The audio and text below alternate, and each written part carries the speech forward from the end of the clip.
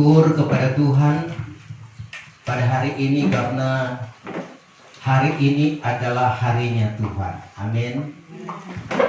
Hari Tuhan, kita boleh datang kepada Tuhan, memuji, memuliakan Tuhan, bahkan beribadah kepada Tuhan. Saudara, memang kita orang Kristen sudah diajarkan bahwa setiap hari Minggu kita harus ibadah. Adakah yang tahu kenapa kita mau beribadah kepada Tuhan? Siapa yang bisa menjawab? Kenapa kita harus beribadah kepada Tuhan? Apa? Karena roti dan air akan diberkati. Oh, haleluya, roti dan air akan diberkati. Segala penyakit? Iya. Selain ada lagi ayat yang lain, tidak apa-apa salah, masih boleh dibetulkan. Nyana mau masuk neraka. Iya, membalas kebaikan Tuhan. Apalagi? Ya, mungkin soalnya jawaban, tetapi mungkin ada yang belum tahu sudah. Ya. Namun saudara sekalian, satu hal yang perlu kita tahu, bahwa beribadah kepada Tuhan itu memang jaminan firman Tuhan. Roti dan air diberkati, penyakit dilalukan. Ya, Keluaran 23-25. Kemudian ada yang berkata juga untuk membalas segala kebaikan Tuhan. Raja Daud katakan, dengan apa akan kubalas segala kebaikan Tuhan? Saudara, tidak dapat kita balas. Namun satu tujuan kita, kenapa kita beribadah kepada Tuhan? Karena kita ingin selamat. Kuncinya kita beribadah kepada Tuhan, ingin memiliki sorga yang kekal, atau ingin bersama-sama dengan Tuhan selama kita dalam dunia ini dan sampai ke sorga yang kekal. Amin. Itu kuncinya. Jadi kalau kita beribadah cuma karena termotivasi dengan berkat, saudara, kita tidak akan merasakan apa-apa. Untuk apa kita diberkati kalau saudara sekalian kita penuh dengan permasalahan, pergumulan, ya, sakit, penyakit, dan masalah-masalah lagi yang banyak. Sebab itu kuncinya, tujuan kita ke sorga, apapun yang kita alami, Tuhan akan bersama-sama dengan orang yang mencari Dia, bahkan ada di hadirat Tuhan. Mari kita sama-sama akan membaca firman Tuhan. Firman Tuhan saya akan ambil dalam kitab Injil Lukas pasal yang ke-8. Lukas 8, kita akan membaca ayat 22 sampai ayat yang ke-25. Dalam terjemahan lama itu bertemakan Tuhan Yesus memberhentikan angin ribut di Tasik. 22. Adalah pada suatu hari Yesus dengan murid-muridnya naik ke dalam sebuah perahu, lalu berkata kepada mereka itu, "Marilah kita menyeberang ke seberang Tasik." Maka bertolaklah mereka itu. Tetapi sementara mereka itu berlayar, tertidurlah Yesus.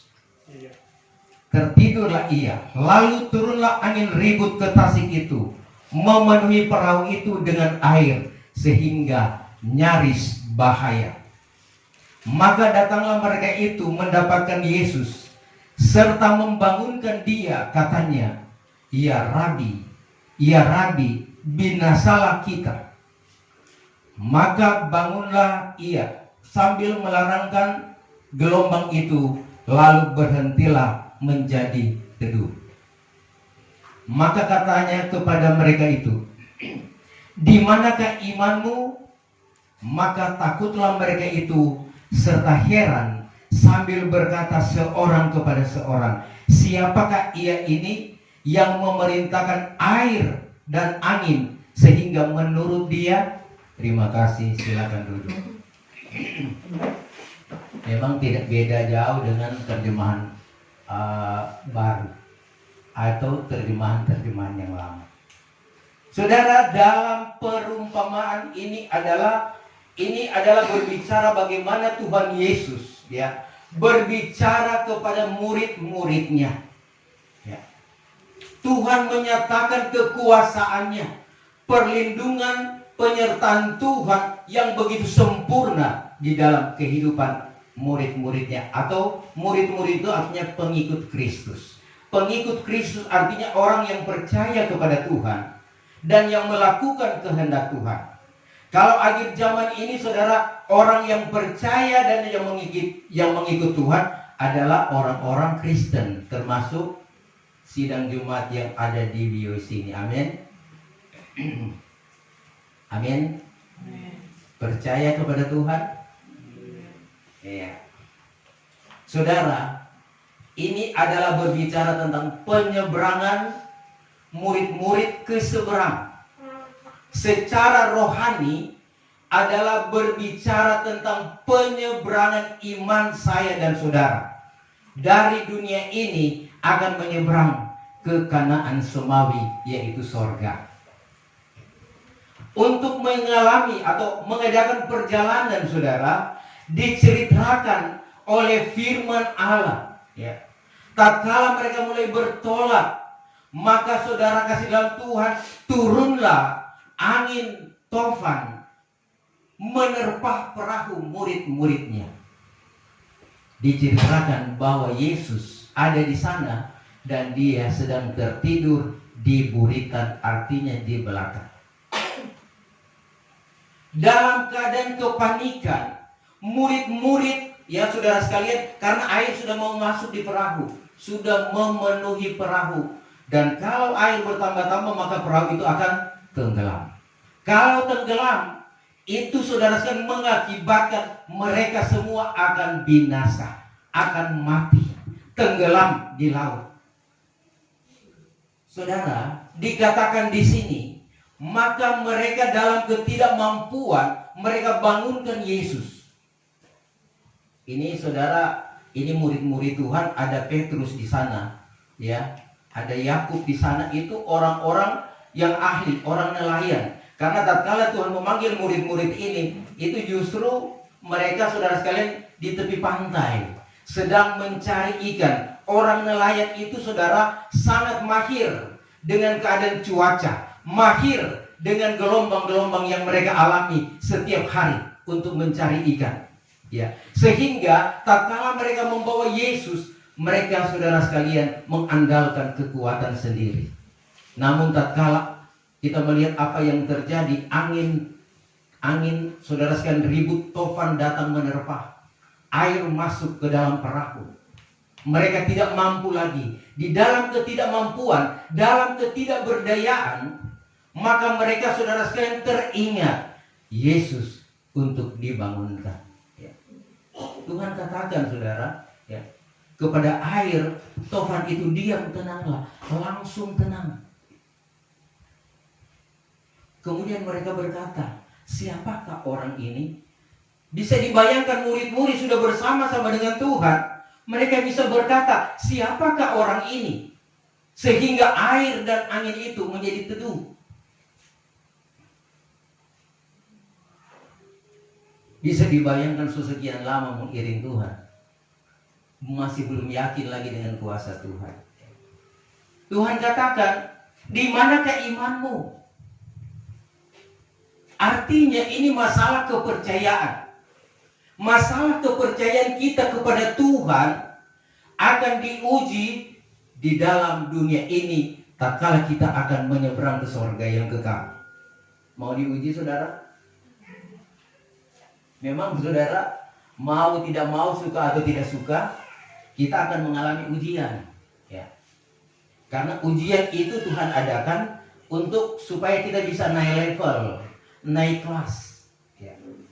Murid-murid sekolah, saudara sekalian, mahasiswa kalau tidak melalui ujian atau tes, tidak akan mungkin mau naik tingkat, mau naik kelas, tidak akan mungkin. Ya.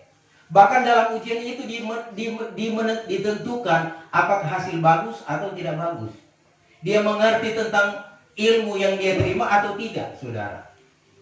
Nah, saudara, berbicara perjalanan iman, ini adalah berbicara tentang perjalanan rohani saya dan saudara di dalam dunia ini mau ke surga. Karena tujuan kita dipanggil oleh Tuhan, punya tujuan. Tujuan Tuhan memanggil saya dan saudara adalah untuk dibawa ke sorga. Dibawa kepada Eden yang semula.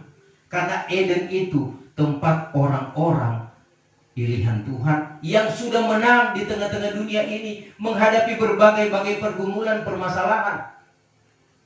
Namun saudara, kita memperhatikan dalam perjalanan iman ini justru kita tidak menduga masalah-masalah bisa datang. Persoalan demi persoalan setiap hari bertambah-tambah.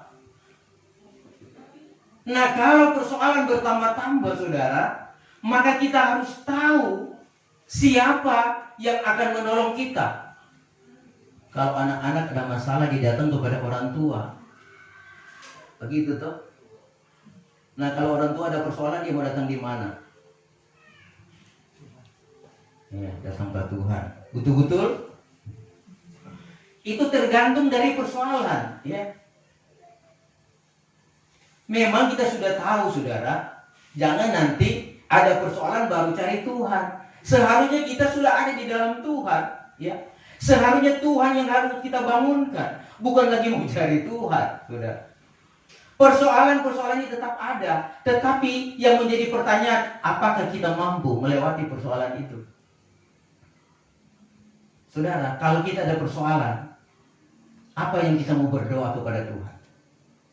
Apa yang kita mau minta kepada Tuhan? Tuhan, selesaikan masalah ini, lalukan persoalan ini, atau apa?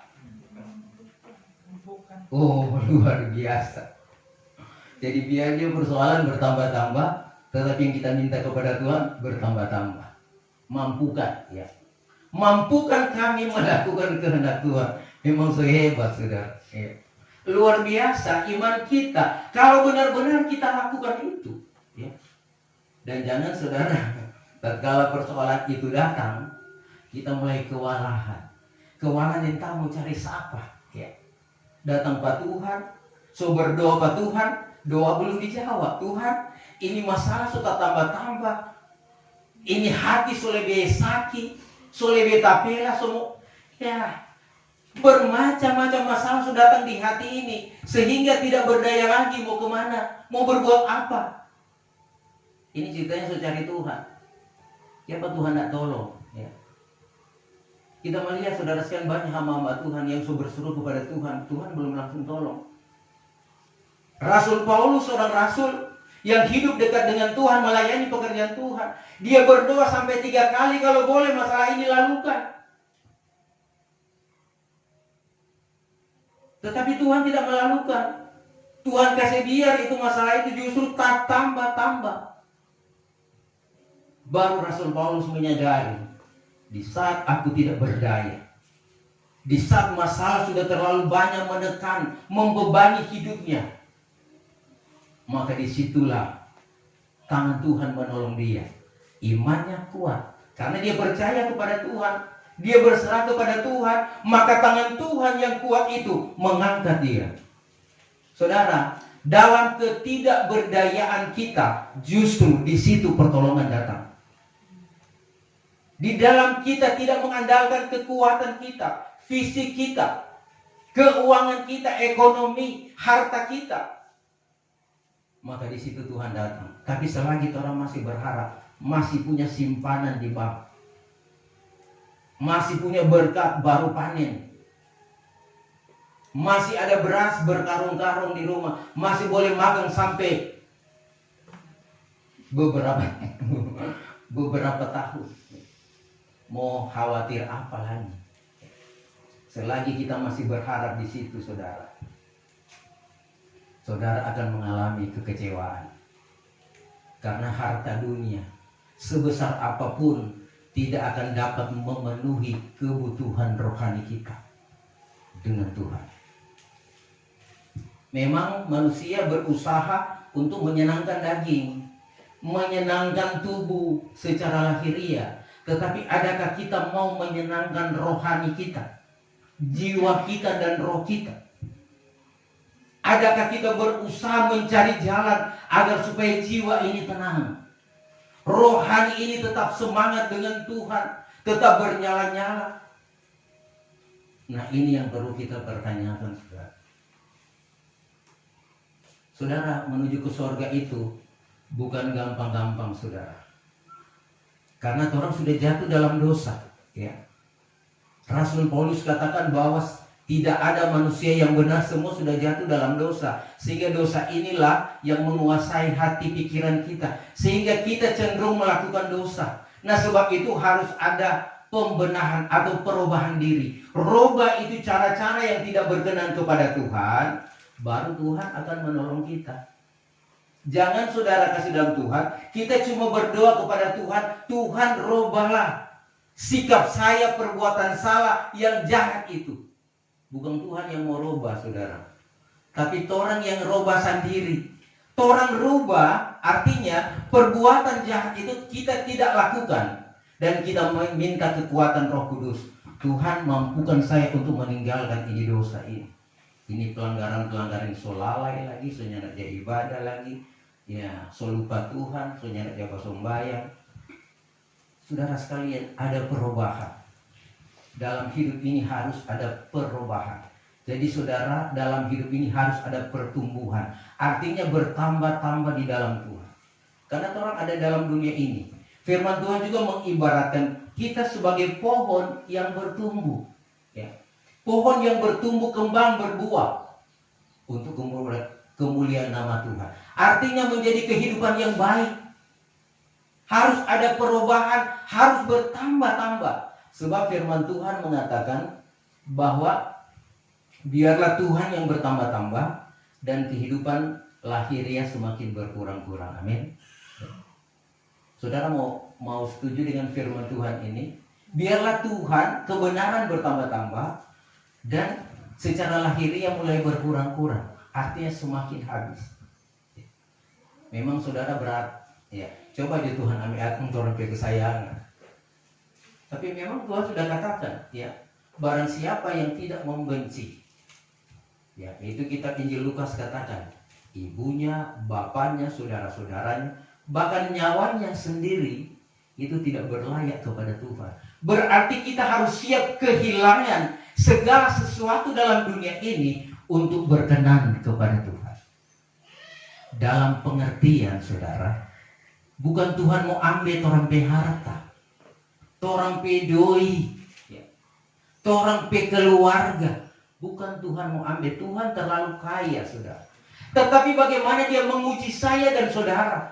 Apakah kita lebih mengasihi Tuhan atau mengasihi keluarga saudara, mengasihi harta kita? Ini ujian-ujian iman. Sebab itu Tuhan katakan kepada murid-muridnya, di mana imanmu? Ya. Kalau kamu memiliki iman, yakin akan Tuhan, maka kamu tidak akan mengalami sesulit ini. Karena di saat kamu tidak berdaya, tidak perlu lagi mau panggil Tuhan. Tuhan datang, tolong saya akan binasa. Tidak perlu lagi, saudara. Kita sudah punya keyakinan dengan Tuhan. Tuhan ada di hati, firman Allah ada di hati. Kita sudah tahu kita melakukan kebenaran. Maka saat itu juga Tuhan akan datang. Tuhan ada bersama-sama dengan kita. Bahkan kita ini adalah rumah Allah, tempat kediaman Roh Kudus. Ya. 1 Korintus 3 ayat 9 ayat 16. Ya. Roh Kudus ada. Jadi kalau Roh Kudus ada, masa kita mau kalah dengan pergumulan dunia ini? Ya. Tetapi saudara sekalian, sebetulnya kita mengalami kekalahan tatkala kita menghadapi hawa nafsu daging. Karena saudara, kuasa kegelapan iblis, dia menggoda kita lewat daging. Ya. Daging ini kadangkala dikecewakan, mengalami kepahitan, mengalami hal-hal yang tidak baik sehingga kita menangis. Tetapi saudara sekalian, Tuhan sebetulnya sangat tahu, lebih tahu. Nah saudara, berbicara tentang perjalanan iman, itu tergantung daripada kehidupan kita percaya kepada Tuhan. Jadi kalau memang kita mengandalkan Tuhan, Rasul Paulus katakan, apa yang menjadi jadilah, karena saya dengan Tuhan, ya. Dan selalu bertanya-tanyakan kepada Tuhan, sehingga tidak memaksakan diri, tidak memaksakan kehendak. Artinya dengan sungguh-sungguh kita melakukan kehendak Tuhan. Sehingga iman kita semakin bertambah-tambah. Ada 7 tingkatan iman, langkah-langkah iman yang harus gereja Tuhan lewati sehingga menjadi berkenan, menjadi sempurna. Nah, dalam melangkah ini, adakah kita melangkah? So, sampai di mana langkah iman kita? Apakah hanya sampai dipercaya? Apakah sudah ada menyesal dan bertobat, ada buah-buah pertobatan? Apakah sudah dibaptis dengan air atau belum? Adakah sudah sampai pada tangga yang ke-6? Sudah menerima karunia-karunia Roh Kudus? Ini langkah-langkah saudara sekalian yang harus kita perhatikan setiap hari. Jadi posisi iman kita ada di mana? Karena kadang-kadang saudara sekalian, tatkala kita sudah ada di tangga ke-6, kadang-kadang kita melupakan itu pertobatan. Itu satu paket, saudara. Langkah pertama sampai pada langkah yang ke-7, itu satu paket keselamatan. Jadi sangat berhubungan erat. Tangga 1, 2, 3, 4, 5, 6. Sehingga menjadi sempurna. Ada hubungan erat. Jadi jangan tinggal. Itu adalah firman Tuhan yang harus kita lakukan. Sebab saudara, Rasul Paulus pernah menegur orang-orang yang ada di Roma. Ya. Rum pasal 1. Mari kita membaca firman Tuhan. Ayat 21 mulai. Ayat yang ke-21. Sebab sekalipun mereka mengenal Allah, mereka tidak memuliakan Dia sebagai Allah atau mengucap syukur kepadanya. Sebaliknya pikiran mereka menjadi sia-sia dan hati mereka yang bodoh menjadi gelap. Terus Mereka berbuat seolah-olah mereka penuh hikmat, tetapi mereka telah menjadi bodoh. Mereka menggantikan kemuliaan Allah yang tidak fana dengan gambaran yang mirip dengan manusia yang fana, burung-burung, binatang-binatang yang berkaki 4, atau binatang-binatang yang menjalar. sampai ayat 26. Karena itu Allah menyerahkan mereka kepada keinginan hati mereka akan kecemaran, sehingga mereka saling mencemarkan tubuh mereka. Sebab mereka menggantikan kebenaran Allah dengan dusta, dan memuja dan menyembah makhluk dengan melupakan penciptanya yang harus dipuji selama-lamanya. Amin. Ayat 26. Karena itu Allah menyerahkan mereka kepada hawa nafsu yang memalukan, sebab istri-istri mereka menggantikan persetubuhan yang wajar dengan yang tidak wajar. Iya, saudara, ini adalah hukuman Allah atas kefasikan yang dilakukan oleh umat manusia. Gereja Tuhan mengalami hal yang demikian. Tak dapat tiada saya dan saudara kalau kita tidak berhati-hati. Kita saudara tidak mengerti kehendak Tuhan, maka kita pun akan terlibat di dalam perkara-perkara yang jahat ini. Ya. Dikatakan saudara sekalian oleh firman Tuhan, sebab sekalipun mereka mengenal Allah, mereka tidak memuliakan Dia. Mengenal Tuhan, tapi tidak memuliakan Dia. Saudara, atau tidak mengucap syukur kepadanya. Sebaliknya pikiran mereka itu menjadi sia-sia, hati mereka yang bodoh menjadi gelap. Pikiran jadi sia-sia, hati mereka saudara saya jadi bodoh. Sebab itu Efesus 5, jangan kamu bodoh mengerti apa kehendak Tuhan. Saudara, ayat yang ke-22. Mereka berbuat seolah-olah mereka penuh hikmat, tetapi mereka itu menjadi bodoh. Ini orang akhir zaman. Gereja Tuhan akhir zaman ini menganggap diri punya hikmat, sudah mengerti firman Tuhan, so tahu khotbah, so tahu melayani, ada karunia, tetapi Tuhan katakan mereka menjadi bodoh. Ya, apa sebab saudara sekalian tidak teguh berpegang kepada anugerah-anugerah atau kebenaran firman Tuhan. Mereka menggantikan kemuliaan Allah yang tidak fana dengan gambaran yang mirip dengan manusia yang fana. Burung-burung binatang yang berkaki 4. 24. Karena itu Allah menyerahkan mereka kepada keinginan hati mereka akan kecemaran. Tuhan biarkan saudara, mereka melakukan keinginan hati mereka penuh dengan kecemaran, sehingga mereka saling mencemarkan tubuh mereka. Saudara, tubuh mereka bukan kita. Jadi jangan sampai saudara sekalian orang juga masuk di dalamnya. Sebab mereka menggantikan kebenaran Allah dengan dusta dan menyembah makhluk dengan melupakan penciptanya yang harus dipuji selama-lamanya. Menggantikan kebenaran Allah dengan dusta. Jadi jangan sampai saudara kebenaran Allah sudah tidak ada dan kita penuh dengan dusta. Tapi saya yakin bahwa di sini sudah ada yang baba dusta. Amin. Dusta itu kalau bahasa dia apa? Ambu. Jemaat biasanya tidak baba ambu. Sudah tidak lagi berdusta. Jangan ganti kebenaran Allah dengan dusta. Jadi ini firman Allah saudara sangat tegas. Ya. Karena itu Allah menyerahkan mereka kepada hawa nafsu yang memalukan.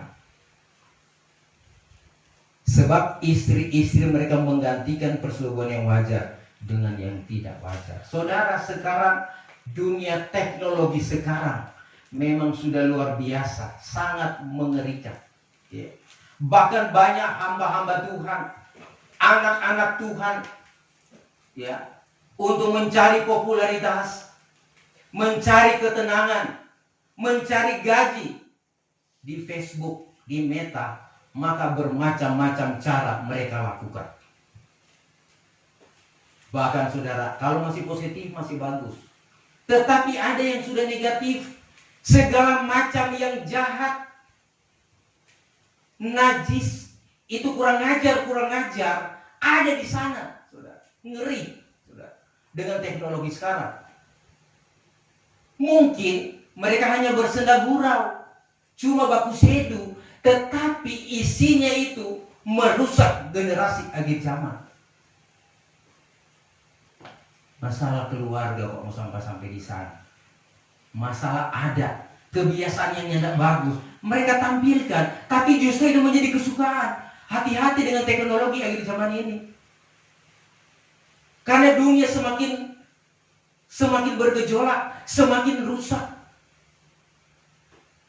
sehingga mempengaruhi iman. Kadang-kala kita menghabiskan waktu lebih banyak di HP daripada berdoa, daripada diam di hadirat Tuhan, daripada membaca kebenaran firman Tuhan. Tuhan melihat, saudara, dari tempat yang tinggi, mata Tuhan melihat. Dimanapun kita berada, tidak ada yang tersembunyi di pemandangan Tuhan. Jadi jangan kita orang rohani sudah setia, bangun pagi-pagi bukan mau cari Tuhan, tapi cari HP. Ya, kadang-kala HP itu so di sebelah kepala, kadang-kala so di atas puru, kadang-kala so di testa. Dia ada tidur, nomor HP ada di sini. Ya. Kadang-kala tatkala dipanggil tidak mendengar.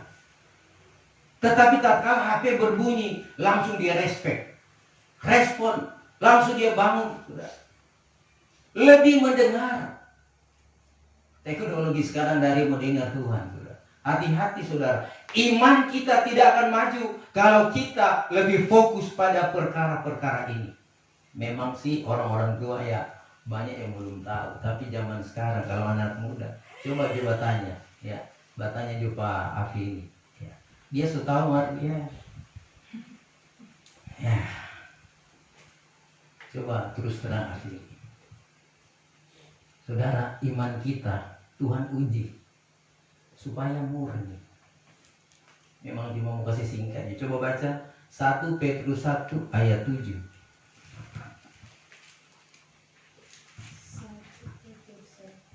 Ayat yang ke-7. Maksud semuanya itu ialah untuk membuktikan kemurnian imanmu yang jauh lebih tinggi nilainya daripada emas yang fana, yang diuji kemurniannya dengan api, sehingga kamu memperoleh puji-pujian dan kemuliaan dan kehormatan pada hari Yesus Kristus menyatakan dirinya. Saudara, iman kita diuji seperti emas, ya. Artinya kepercayaan kita kepada Tuhan diuji. Apakah kita rela meninggalkan segala keinginan duniawi untuk melakukan kehendak Tuhan. Ini ujian, saudara. Memang sengsara. Untuk mengikut Tuhan sengsara. Pikul salib, kata firman Tuhan. Ini adalah berbicara tentang kesengsaraan. Tetapi di balik itu ada kemuliaan yang kekal. Kenapa kita mengalami masalah, pencobaan, kesukaran? Coba baca ayat yang ke-6. 1 Petrus 1 ayat 6. Ayat yang ke-6. Bergembiralah akan hal itu, sekalipun sekarang ini kamu seketika harus berduka cita oleh berbagai-bagai pencobaan. Iya. Bergembiralah akan hal itu. Sekalipun sekarang ini kamu seketika harus berduka cita oleh berbagai-bagai pencobaan masa lalu. Ya, masalah-masalah yang ada kadang-kala saudara membuat kita mengalami tekanan, beban, kita berduka cita, bersusah hati, bahkan ada yang stres, ada yang saudara sekalian kalut, nggak tahu mau bikin apa, mau makan tidak mau makan, mau tidur tidak tidur, karena masalah saudara. Tetapi Tuhan katakan cuma sementara, sengsara yang kita alami, itu kata Rasul Paulus 1 Korintus 10 ayat 13, tidak melampaui kekuatanmu. Di saat itu Tuhan akan memberikan pertolongan. Coba baca 1 Korintus 10 ayat 13.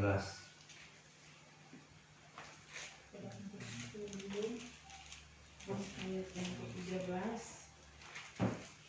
Pencobaan yang kamu alami ialah pencobaan biasa yang tidak melebihi kekuatan manusia. Sebab Allah setia dan karena itu Ia tidak akan membiarkan kamu dicobai melampaui kekuatanmu.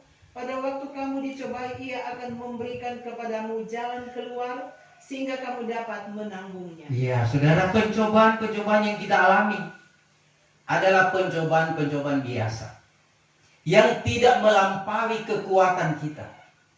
Tetapi tatkala pencobaan itu datang, Tuhan akan memberikan kita kekuatan, kemampuan untuk menghadapi pencobaan itu. Seberat apapun masalah itu, tetap tidak akan melampaui kekuatan kita, karena kita dalam pemeliharaan Tuhan. Kecuali Tuhan tidak menyertai, saudara. Kecuali kita meninggalkan Tuhan, maka pencobaan itu akan terlalu berat. Kalau kita tinggalkan Tuhan.